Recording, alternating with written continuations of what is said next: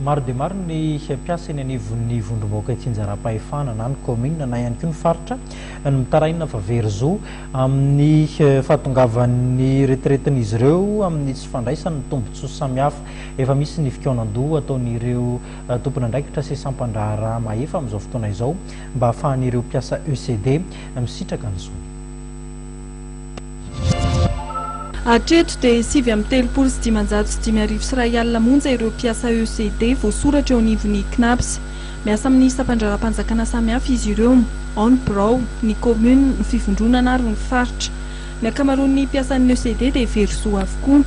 Amin'ny ankapobeny dia mizara roa ny olana mahatonga ny fahaverezan-jo, eo ny olana ara-bola dia eo koa ny olana ara-teknika. Ny organisme public moa zany dia misy zany misy vola avy any fanjakana, dia koa ireo mamely tena. Ka misy misoratra ny misorabolana izy nefa tsy ampiarina, dia misy ihany koa ny tsy fisian'ny vola, tsy fampin'ny vola oety miasa mihitsy. Zay zany ny olana amin'ny ankapobeny misy amin'ireo organisme public ireo.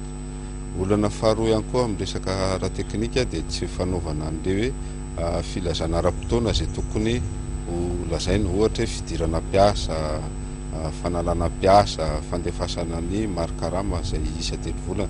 Ankoatra ny tany Mahajanga dia ny fanindran-dalana tamin'ny atrikasa amin'ny tany faritra Betsiboka, Sofia ary Analamanga.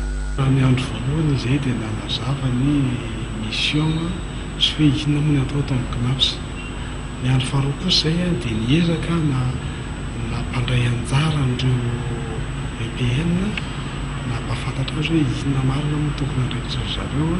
Iny zareo mihitsy ara navelanay namoaka n'ireo hoe inona ro ilay olana sy inona ro ilay procédure, ary misy ohatra ka misy tsy mety eo amin'ny fomba fitantanana dia inona no tokony atao. Natoro Antsipiriany koa ny famenoana ireo taratasy fangatahana fanampiana satria ny fanampiana rehetra omen'ny CNAPS dia hanaovana fangatahana avokoa.